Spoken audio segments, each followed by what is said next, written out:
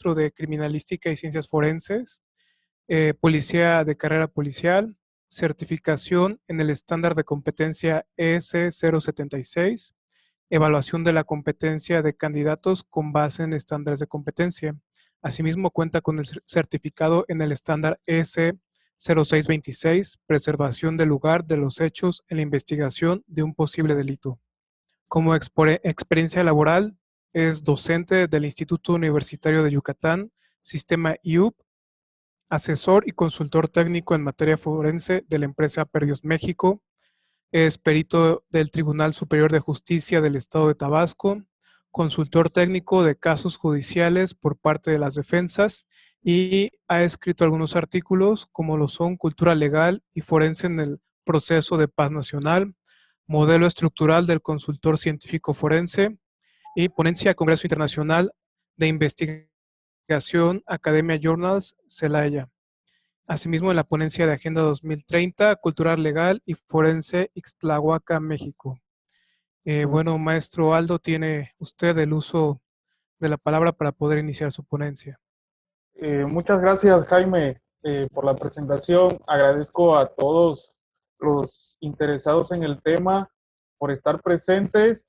Como bien decía el compañero, la empresa Pervio, estamos realizando una serie de ponencias durante esta actividad. Entonces, hoy les presento análisis de la cadena de custodia desde la perspectiva de la defensa.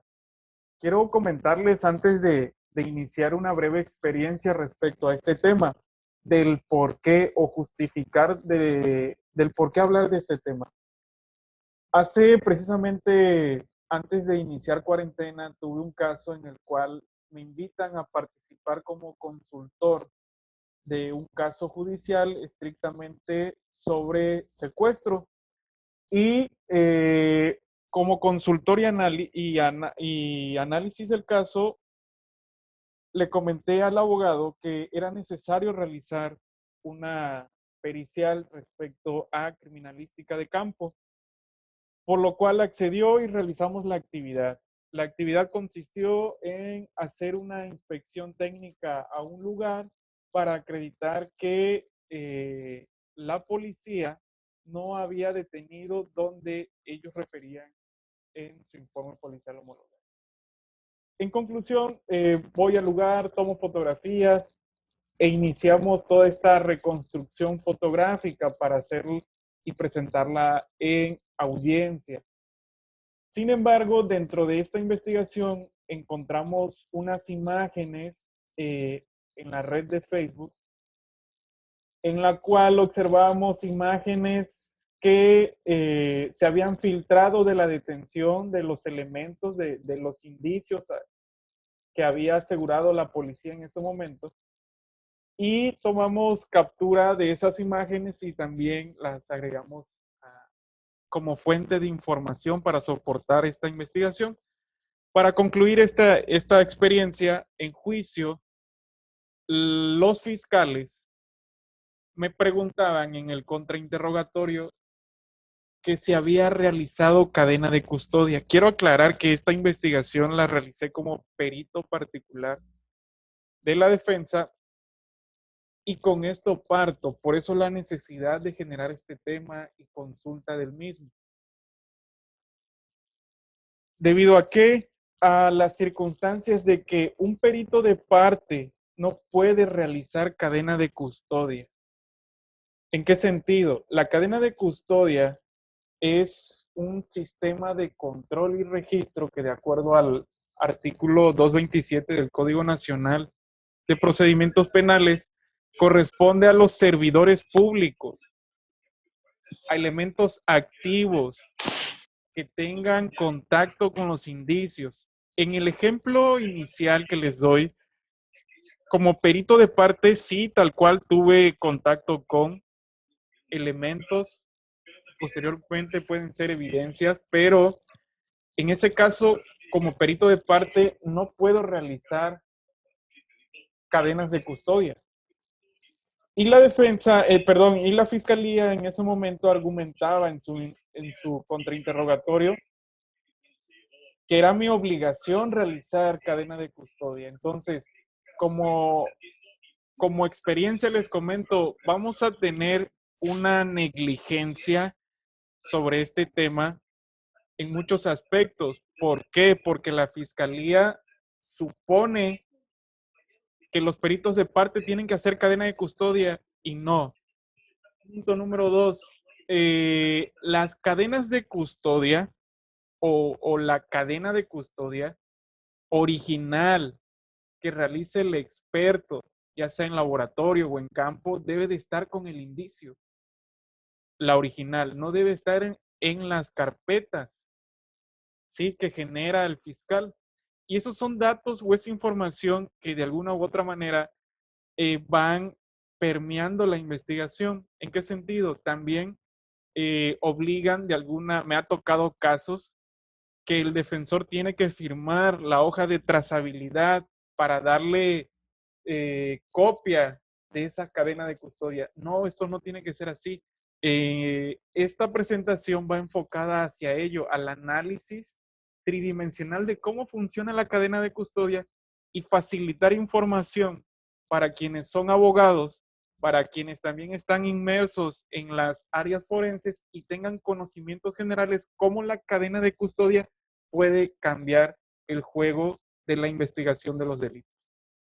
Y con esto inicio, con esta breve introducción, les voy a presentar, me gustaría que, sobre todo, que esto fuera dinámico, que participaran y si tienen alguna pregunta, con todo gusto la puedan hacer en el momento. Les voy a presentar un video de un caso en el que participé como consultor y les hago la síntesis breve. Este caso igual es secuestro. Se está haciendo la defensa, va a ser un contrainterrogatorio, un perito experto a una doctora en ciencias forenses se discute el tema de cadena de custodia. Me gustaría escuchar o leer sus comentarios después del video. Aportación. ¿Y usted sabe que el registro de cadena de custodia es un documento oficial? Sí. ¿Y usted sabe que la guía de cadena de custodia refiere que no puede ser modificado? Sí. Ok. ¿Recuerda usted haber modificado o alterado el registro de cadena de custodia? No. Si yo le pusiera a la vista de nueva cuenta el registro de cadena de custodia, ¿usted reconocería alguna modificación de la misma? Si no fue hecho por mí, obviamente reconocería yo algún cambio que le hayan realizado a la cadena. Le voy a poner a la vista el que usted hizo. Ah, sí. Ok. Su señoría, solicito la autorización para la técnica de evidenciar contradicción.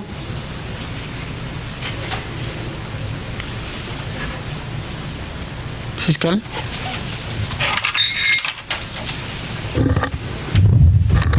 Considero que no están sentadas las bases para una técnica de evidenciar contradicción, su señoría. Defensa. Sí, su señoría, ella acaba de decir que es un documento oficial emitido por la Policía Federal, por la Guía Nacional de Cadena de Custodia y es un documento que no puede ser alterado y modificado. Sin embargo, sí existen las bases para demostrar una contradicción. Cierro intervención.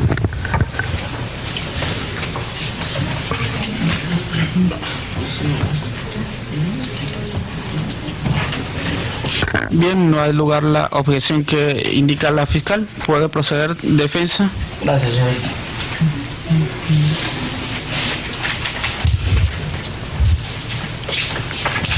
Contradicción, logo del gobierno del Estado de Tabasco y logo de la Fiscalía.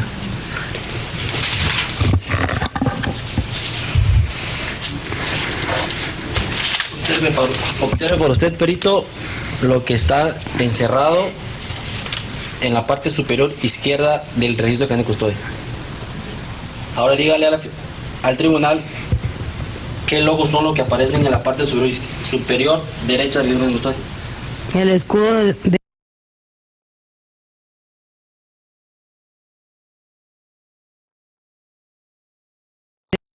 del Estado de Tabasco y No sé, lo de la imagen de Fiscalía General del Estado de Tabasco. Ok, gracias.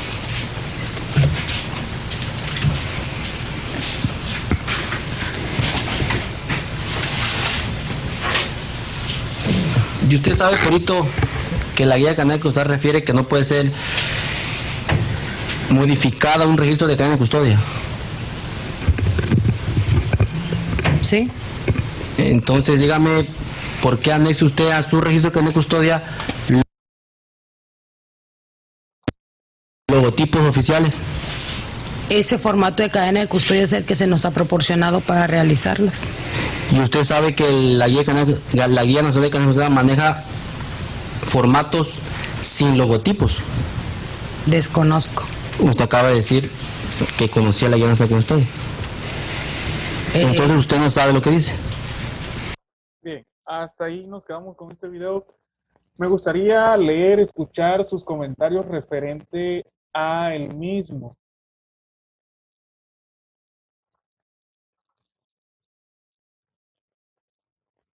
¿Alguien tiene alguna opinión?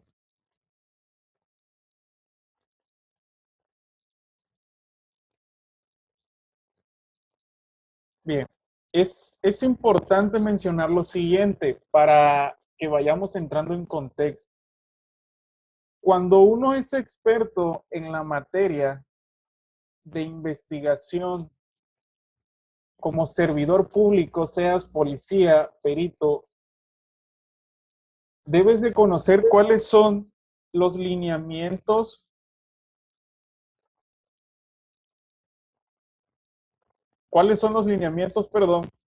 que existen y que regulan la cadena de custodia. Vamos a entrar en este tema en el análisis. La guía nacional es un protocolo a seguir.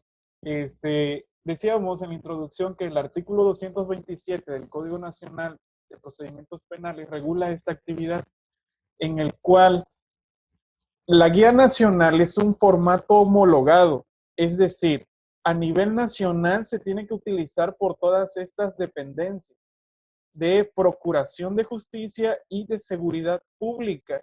Por lo tanto, es un formato que en Chihuahua, Monterrey, Yucatán, Quintana Roo, Tabasco, Veracruz, todos deben de manejar este formato homologado, porque este formato ya está estandarizado. No puedo agregar ni quitar información respecto a la cadena de custodia. Y parece simple y parece, en otra ocasión lo he presentado en una clase y me decían, pero ¿cuál es la relevancia en este caso de que tenga logotipo o no tenga logotipo? ¿Realmente impacta en la cadena de custodia? La respuesta es no. Sin embargo, ¿en qué está impactando aquí? Estamos impactando de alguna u otra manera en desacreditar la participación de este experto, porque nace estrictamente la cadena de custodia desde este experto. Y si él desconoce cuáles son los lineamientos generales de una cadena de custodia, esto está generando que los jueces estén observando la deficiencia de este experto. Entonces, es por eso que el interés de mostrarle de primera mano. Bien, por aquí hay un comentario de Daisy. Creo que debido a la mala aplicación de casi siempre en la fiscalía, en donde se tiene la costumbre de copiar y pegar los formatos anteriores, es por lo que ocurre estas malas aplicaciones. Bien, por aquí decía Daisy de que técnicamente es el machote que copian los elementos. Puede ser el desconocer o utilizar esos machotes o esos formatos que ya están predeterminados y no saber su origen tiene este impacto en la audiencia. Cuando una defensa efectiva conoce la fuente, conoce la profundidad que puede ocasionar estos pequeños detalles, y hacia eso vamos. Los pequeños detalles son muy importantes y esto va a generar y esto se va a observar a través de la cadena de custodia. Pero vamos a entrar en materia. La Guía Nacional de Cadena de Custodia tiene objetivos generales y particulares. El objetivo general de la cadena de custodia es garantizar un principio importante, la mismidad de los indicios. ¿Qué quiere decir la mismidad? Es decir, El indicio que el experto lo está seleccionando como indicio, ejemplo, en campo, que el experto lo está elevando a la calidad de indicio, esa mancha de color rojo, esa mancha de color blanco que se está observando, desde ese momento se debe de garantizar todos los principios de calidad hacia ese elemento para que cuando llegue al laboratorio cumpla con esos estándares y se pueda observar y determinar y subir a rango de evidencia. Y cuando estos se presenten en audiencia, tengan el carácter suficiente para poder demostrar lo que en este caso la fiscalía quiere demostrar a través de su teoría del caso.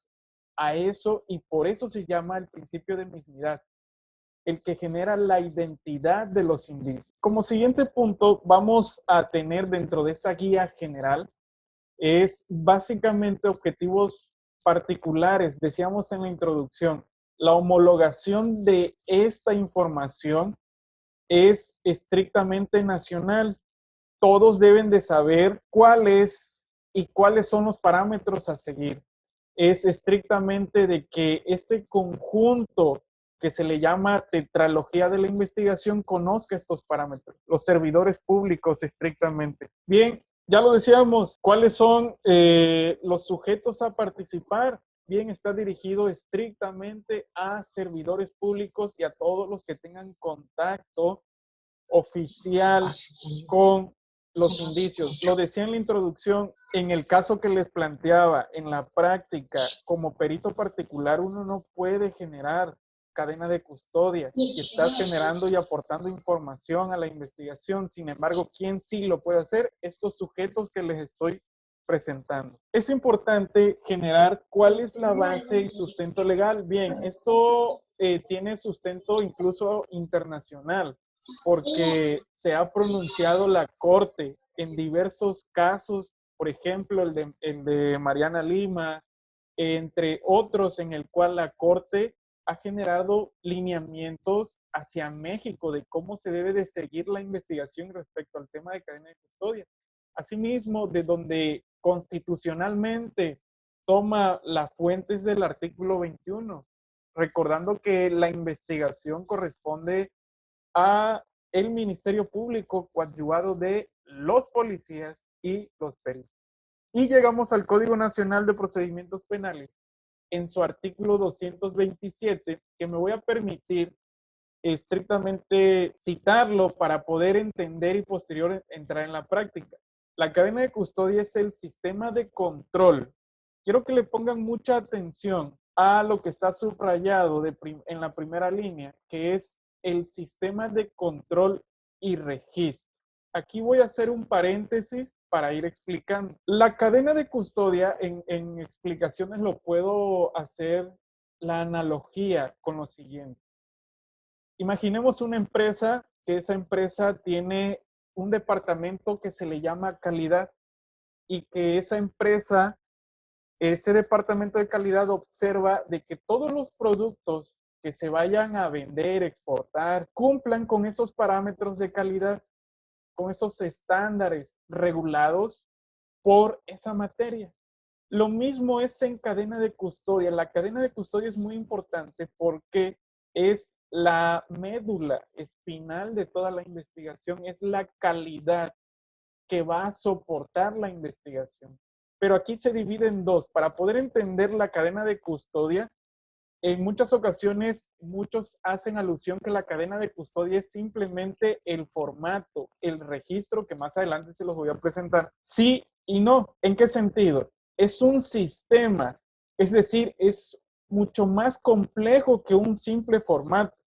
Y este sistema es desde que se localizan, descubren o aportan los indicios. Y esto lleva una serie de metodología y lo voy a explicar en la siguiente presentación. Entonces, es un sistema de control y registro que se le aplica al indicio, evidencia, objeto, instrumento o producto del hecho desde que se localiza, descubre o aporta. Bien, en lo siguiente voy a explicar en qué consiste localizar.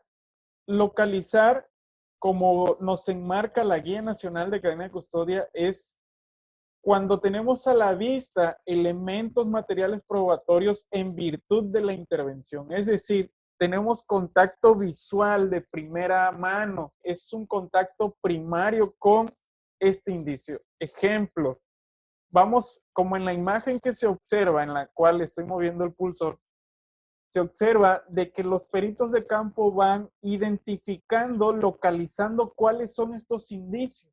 Y esos indicios, imaginemos que allí se puede observar un arma de fuego, un ejemplo. Eso sería localización. ¿Qué sería entonces descubrimiento? En el mismo ejemplo, descubrimiento es, tenemos esa arma de fuego que fue localizada con el número 1 y lo que se descubra dentro del cuerpo de esa arma de fuego, ejemplo, puede ser un elemento balístico, puede ser el cargador, eso se desprende y estamos hablando de 1A y se tiene que identificar 1A, es decir, se está descubriendo. ¿Qué también podemos descubrir? Imaginemos que en la localización, tal cual se localiza, se identifica un disco, una memoria USB.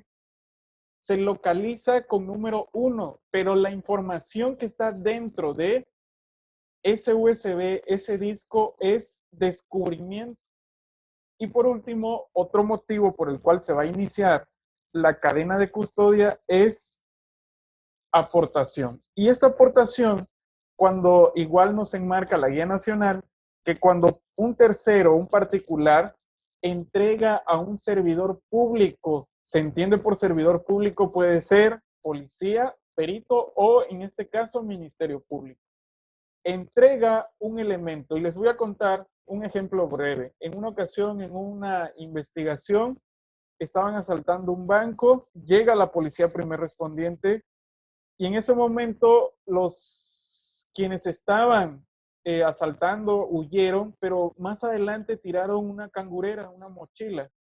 Pasó una señora, la encontró y sin saber y sin abrir, llegó y nos las entregó. Eso es aportación, para que se entienda como ejemplo. Eso es aportar.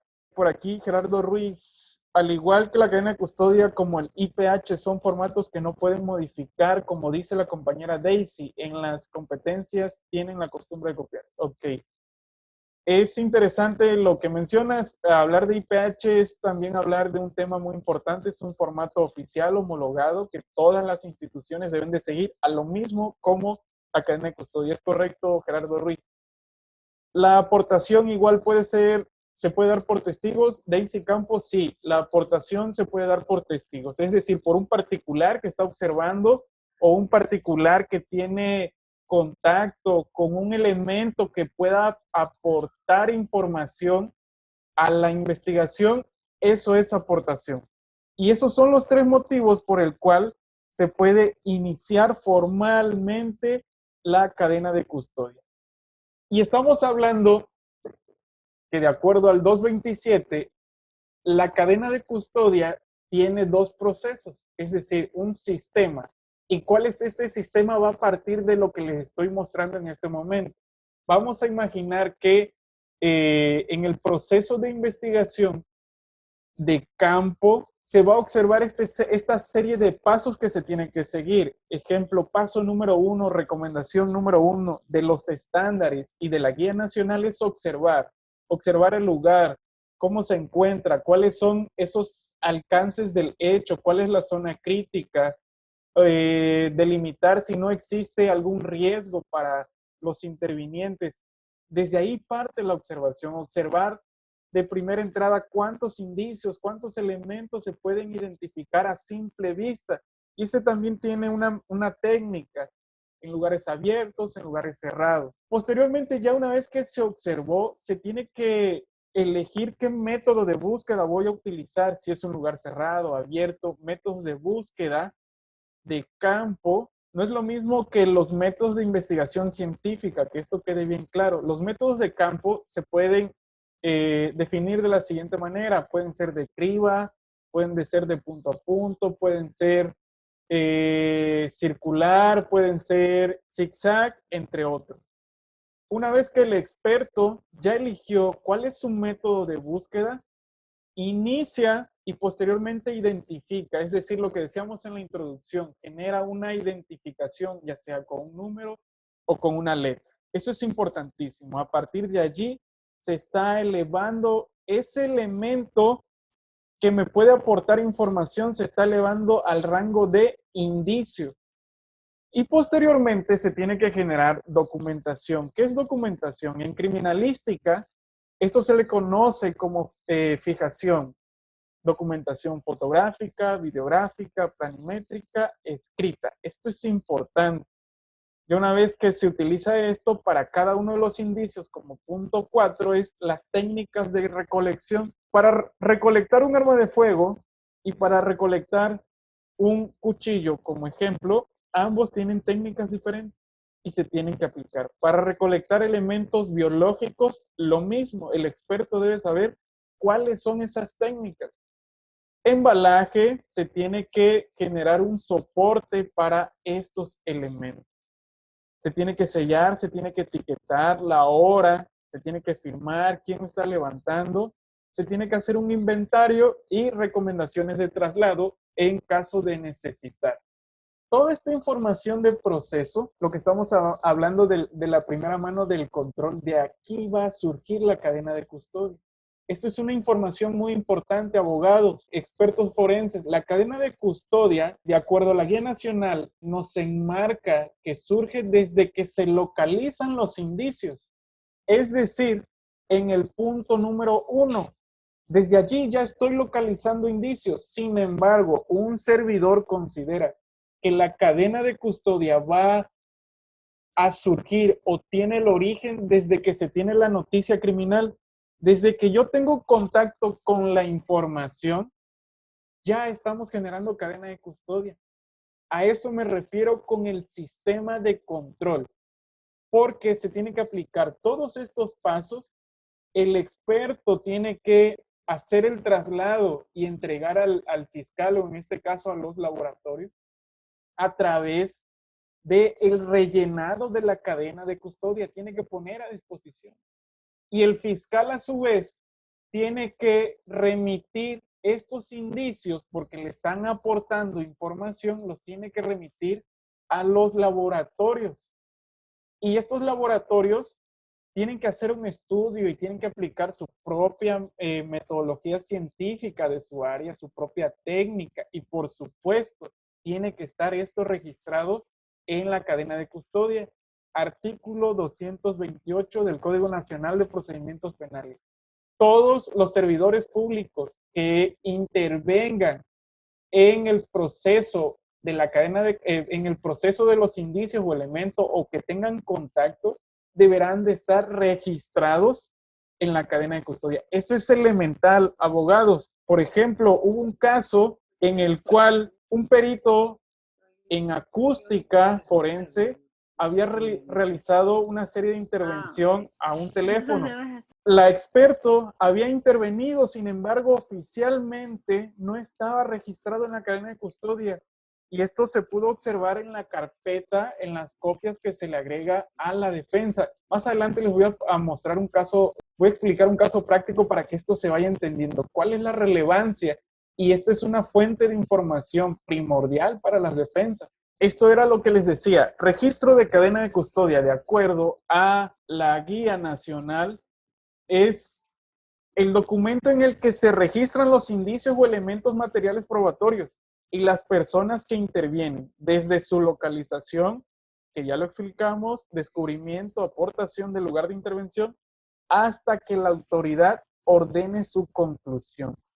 Eso es muy importante. Por ahí observo que están levantando la mano. Zaira, ¿tiene alguna pregunta, Zaira? Por ahí hace una pregunta Gerardo Ruiz. Si los testigos aportan indicios, ¿no es contaminación? Sí, claro que es contaminación. De alguna u otra manera, cuando un personal que no tenga los conocimientos forenses para manipular un indicio, claro que está contaminando desde que este se traslada. Por supuesto, sin embargo, es una obligación, número 1, recibir la autoridad tiene que recibir estos indicios. ¿Y quién va a determinar si estos indicios están contaminados o no aportan información? Los expertos, los peritos. Daisy Campos, sí, ¿por qué desde ahí se anota la fecha de aviso? Perdón, el folio llamado. Supongo que habla sobre la cuestión desde dónde inicia la cadena de custodia. Y desde un aspecto general voy a explicar en qué consiste o cómo se debe rellenar, cuál es, en ocasiones como expertos forenses, ya sabemos cómo se debe llevar, sin embargo, en la formación del abogado desconoce esta fuente que repito, de donde van a ser en muchos de los casos la teoría del fiscal. Como en el primer recuadro que se observa, número de referencia, perdón, antes de que se me vaya la idea, si ustedes observan, este es el documento oficial del registro de cadena de custodia, que ustedes lo pueden verificar en la Guía Nacional de Cadena de Custodia, en la página oficial del Secretariado Ejecutivo, en donde la cadena de custodia no tiene ningún logotipo. Si ustedes pueden observar, no tiene ningún logotipo, ningún otro tipo de leyenda, porque recordemos, la cadena de custodia es un formato homologado a nivel nacional. Entonces, como en el primer video que observábamos, que le preguntaba el defensor si conocía sobre los lineamientos de la cadena de custodia, la experto dijo que sí. Sin embargo, en su formato que utilizaba, tenía logotipos de su dependencia y logotipos del estado de Tabasco. Número de referencia es estrictamente la carpeta de investigación. Institución, unidad administrativa, folio llamado, es decir, es un folio interno en el que se genera cuando se tiene contacto con la noticia. Lugar de intervención, fecha y hora de intervención, importantísimo. El experto, una vez que tenga contacto con el elemento, debe de registrar cronológicamente cuáles son los pasos que está realizando y, por supuesto, desde el momento que tiene contacto con este elemento. Siguiente paso, es importante mencionar que el motivo por el cual se está comenzando el registro, decíamos en la introducción, pueden ser por 3 motivos: localización, descubrimiento y aportación. Se tiene que marcar con una X cuál es este motivo. Nos ha tocado casos que tenemos acceso a la carpeta y el motivo por el cual nació esa cadena de custodia es descubrimiento y el servidor público coloca localización. Eso también es un punto clave, señores, porque eso nos va a aportar información. Esto está generando que estrictamente el experto está desconociendo, está denotando una ignorancia de cómo surge su cadena de custodia y cómo ésta va a generar información. Importante marcar con una X. En el siguiente paso, identidad, es decir, ¿cuál fue el número o letra por el cual se le asignó a este indicio? Se tiene que describir desde un aspecto general. La ubicación en el lugar, es decir, en dónde estoy identificando este indicio y, por supuesto, hora de la recolección.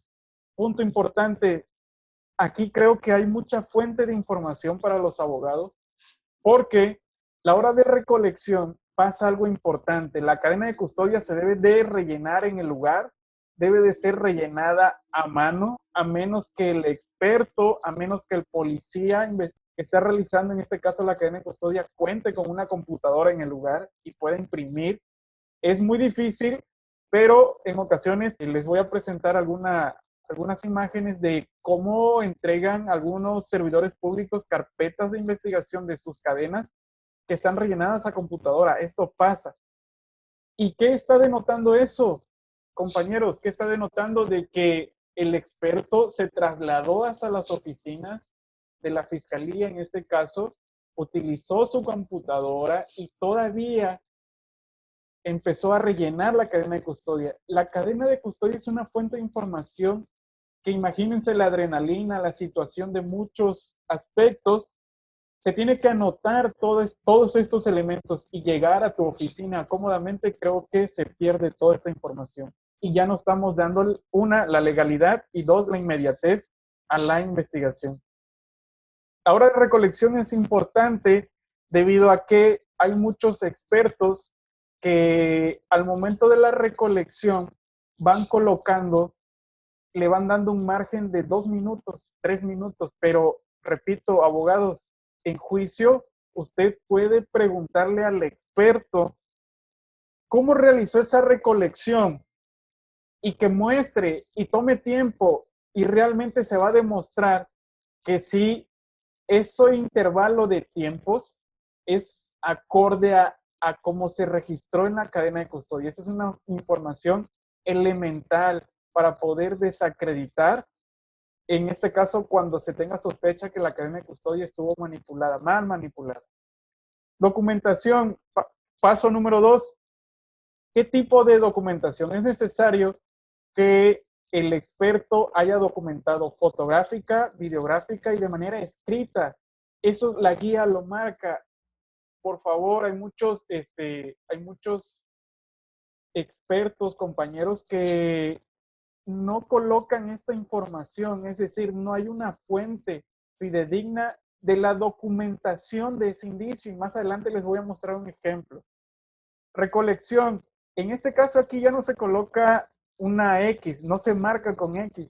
Fallas en la cadena de custodia generales, en este punto marcar con X. Si no es así, se tiene que generar la combinación de números y letras por las cuales se fue localizando estos indicios. Como punto número 4, la cadena de custodia, también en la parte superior se tiene que colocar su número de referencia y se tiene que generar qué tipo de embalaje se utilizó, colocando el número, letra o la combinación de estos.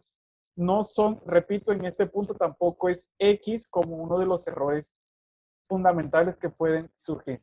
Algo interesante, me regreso de nuevo brevemente, en el punto 1, espero se pueda observar, cancelar los espacios sobrantes. Se tienen que testar los espacios sobrantes para que no se altere la cadena, no se altere el registro. ¿Y qué pasa en ocasiones? Importante, se deja en blanco. Hay muchos expertos que han dejado o siguen dejando en blanco esta información y esto se puede manipular, esto se puede entender o se puede apreciar de que la información de esta fuente se puede alterar o modificar, y eso también usted, abogado, lo puede hacer ver en juicio. Punto número 5, en este espacio se tiene que colocar el nombre completo del servidor público, la institución, cargo y, algo importante, las etapas de este control que mencioné. Desde que se localizan los indicios, quién documentó, ¿sí? Quién realizó el embalaje, el etiquetado, el sellado y, por supuesto, el traslado de los indicios. Y se tiene que firmar, tiene que tener la rúbrica del servidor público. Traslado. ¿Cuál fue la fuente de traslado de estos indicios? Terrestre, aérea y marítima. Se tiene que marcar con una X. Se tiene que realizar recomendaciones de traslado. En lo general, sí, porque hay indicios que se pueden incluso contaminar, perder o alterar por el mal traslado. Ejemplo, indicios biológicos. Y como punto número 7, este es la trazabilidad de los indicios. Esa es una regla importantísima porque aquí se tiene que observar cuál es la línea que ha seguido desde que se localizó ese elemento hasta que se entregó el fiscal y qué servidores públicos han intervenido con él. Ejemplo, como primer recuadro puede ser el criminalista de campo. Actividad y propósito, entrega y su firma. ¿Quién recibe? Tiene que recibir el fiscal o, en su caso, el laboratorio que se vaya a remitir, pero también debe ser lugar de permanencia, nombre, institución, cargo, actividad y propósito, puede ser recepción, análisis. Ya una vez que estamos en este rubro, el fiscal tiene que entregar, si así él lo requiere pertinente, a un experto para que analice ese indicio, y se tiene que registrar este experto con la fecha, la hora de que él está recibiendo y, por supuesto, de nuevo, quién recibe, que tiene que ser el fiscal o el siguiente laboratorio. Desde un aspecto general comento esta fuente de información porque es muy rica para sustentar las teorías del caso, ya sea de la defensa o, por supuesto, del fiscal. Y de nuevo les presento estas imágenes que les comento, tuvimos una presentación la semana pasada sobre el tema del consultor técnico. Para los que no lo vieron, pueden buscar en nuestras redes sociales de Perbio y pueden localizar el video para tener más información, por si no nos da tiempo de explicar todo sobre estas imágenes. Esto es de un caso de investigación en el cual se puede observar, lo realizó un perito criminalista de campo, en el cual él realizó todo ese proceso técnico y manipuló indicios, fuente de información que le servía al fiscal, y lo manipuló con un guante que este guante se le conoce como guante industrial, y que lógicamente forense, desde una lógica forense, no es el guante idóneo. Repito, no es el guante que garantice que estos indicios no se van a contaminar. Entonces, este perito no solamente utilizó este tipo de guante, sino utilizó el mismo guante para manipular estos elementos balísticos que él denomina de primera mano cartuchos útiles, un celular, un elemento que él denomina pistola y elementos de cartuchos útiles. Como comentario, el experto en campo no puede dar certeza de algo que desconoce, de algo que no se puede comprobar. Ejemplo, esta arma, que él denomina pistola, no sabemos si es una pistola, no sabemos si es una réplica, y eso lo tiene que hacer un experto en balística, que determine si el funcionamiento interno corresponde a una pistola, si el funcionamiento está completo y que se pueda disparar y comprobar, por lo tanto dar certeza de que es una pistola. No de primera mano como lo hizo el criminalista de campo en este aspecto. Espero me haya explicado con este punto, porque es fundamental para la investigación. Entonces, en este ejemplo, el criminalista ya contaminó todos los elementos, pero vamos a verlo cómo esto se va a juicio y cómo él justifica o se defiende. Ustedes, al final, espero sus comentarios respecto a este tema. ¿Qué tipo de guantes? Guante de algodón. ¿Y esos guantes se encontraban esterilizados, perito? Son guantes para proteger los pulpeos de los dedos para no tener contacto con algún material. ¿Y en su experiencia usted considera que son los correctos? Sí. Ok, ¿utilizó un hisopo? Tela de algodón. ¿Y en su experiencia usted considera que esta tela es la correcta para realizar su experticia? Sí. ¿Utilizó algún traje de bioseguridad, perito? No. Bien, por cuestiones de tiempo, sobre todo, para los que quieran tener más conocimiento respecto a esta información, se la puedo compartir. Voy a empezar a concluir este tema. Esto también es un caso en donde hubo una intervención de un vehículo en donde no se utilizan las actas oficiales, y en este caso la dependencia, que es seguridad pública, que realiza este aseguramiento del vehículo, fue Fiscalía, coloca también sus propios oficios. Recuerden, en la investigación ya hay parámetros, elementos homologados a nivel nacional, y yo como institución no tengo por qué crear documentos nuevos para generar información. Repito, estamos fallando en la legalidad en este caso, de la investigación. Voy a concluir. Es muy importante que en la investigación, por parte de las defensas, tomen muy en cuenta todo ese análisis de la cadena de custodia, porque es muy rica y les puede generar un soporte a su teoría del caso, y por supuesto puede dar resultados favorables para ustedes, para su teoría del caso. Muchas gracias, espero sus comentarios o alguna otra opinión. Sí, yo tengo una duda. Soy Elisa Gómez. Ok, hola Elisa. Mi duda es, bueno, ahora me enfoco como, digamos, al campo médico. Si un médico, paramédico o alguien que esté, digamos, ya tratando a un paciente, por ejemplo, ¿no? Una bala, ese contaría como un indicio descubierto y tendrá que llenar este registro de esta bala o cómo. Ok, acabas de mencionar un ejemplo interesante en muchos aspectos. Por ejemplo, ¿quiénes pueden realizar cadena de custodia? Servidores públicos. Servidores ¿Y públicos. quiénes se entienden como servidores públicos?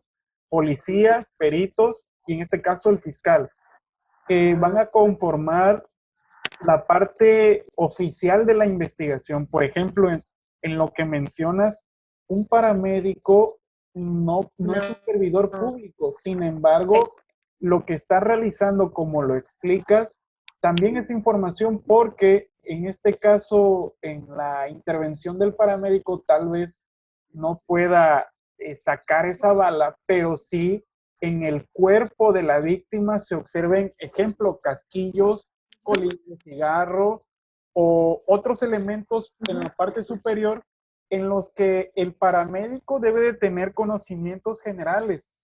¿Es obligación? No. Sin embargo, es la obligación de quien le dé acceso al lugar. En este caso puede ser el primer respondiente o los peritos. Los deben de guiar hasta el lugar y les deben de dar una información breve, concisa y objetiva de que no vayan a pisar, a manipular indicios que para la investigación pueden ser elementales. Espero haya resuelto tu duda, Elisa. Sí, pero entonces me queda otra duda que lo que se puede hacer después, por ejemplo, en la ambulancia, en el hospital, en urgencias, es tomar fotos para luego entregarlas Claro que sí. o solo se atiende al paciente o... Claro que sí, de hecho ahí son protocolos diferentes. Ya una vez estando en la cuestión médica, se tiene que dar aviso al Ministerio Público. El Ministerio Público, a través de sus policías de investigación, van a recolectar toda esa información y es allí entra el elemento, en tu caso, en el ejemplo de aportación. En este caso, el médico o el paramédico o el enfermero está aportando un elemento que es viable para la investigación. Ok, gracias. ¿Alguna pregunta, otra duda, comentario? Gracias, Daisy. Quienes gusten y tengan ganas de saber más del tema, por aquí les comparto mi correo y con gusto les puedo generar más información. Sobre todo esto es para ir generando conciencia para quienes estén interesados en el tema y sobre todo para nuestros compañeros abogados de que en Perbios podemos dar asesoría y consultoría respecto a casos forenses. Pregunta Daisy, que creo que no lo... que cómo se describe el lugar, o sea, si hay como que dice, por ejemplo, si está arriba de un libro, que está arriba de una mesa, dentro de una casa, o cómo se describe. Ah, por aquí, Elisa, ¿cómo se mantienen juntos el indicio y su registro? ¿Esa es la pregunta? Ajá, y aparte la de Daisy. Ok, inicio con la de Daisy. En ubicación, lugar, ¿es el lugar exacto donde se encuentra el indicio? No, pero se describe, ejemplo, si está arriba de un libro, que está arriba de una mesa, dentro de una casa. Ok, voy a definir los lugares para que esto se vaya entendiendo. En el lugar de intervención es estrictamente el lugar donde se va a arribar, donde la autoridad competente arriba al lugar para la investigación. Ese es el lugar de intervención, el lugar a realizar actos de investigación. Y en lo que mencionábamos en la cadena de custodia referente a la descripción es donde se localizan los indicios. Ejemplos. Estamos ubicados en la calle Ignacio Zaragoza, número 19, ¿sí? Ese es el lugar de intervención.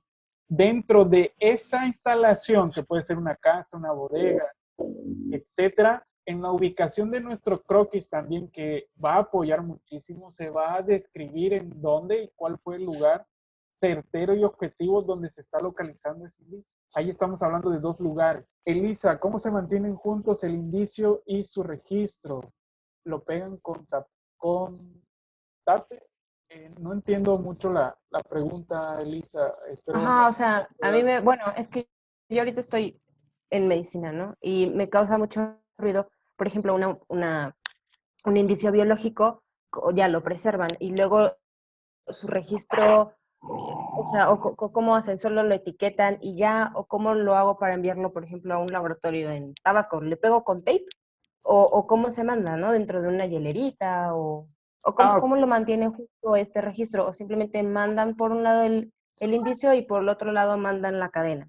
no, no, no. Realizas una pregunta muy interesante. Los indicios no se deben de separar de sus cadenas de custodia, recordando que esa es la fuente de información. En tu ejemplo del indicio biológico, este indicio biológico debe estar etiquetado también, debe tener una serie de elementos como quién lo recolecta, la hora de recolección, qué tipo de elemento es. Ojo, importantísimo, una descripción general, porque no sabemos si ese elemento biológico que estás mencionando es una mancha roja, si es sangre, o puede ser sangre animal, humana, o no lo es, o es una simple mancha roja.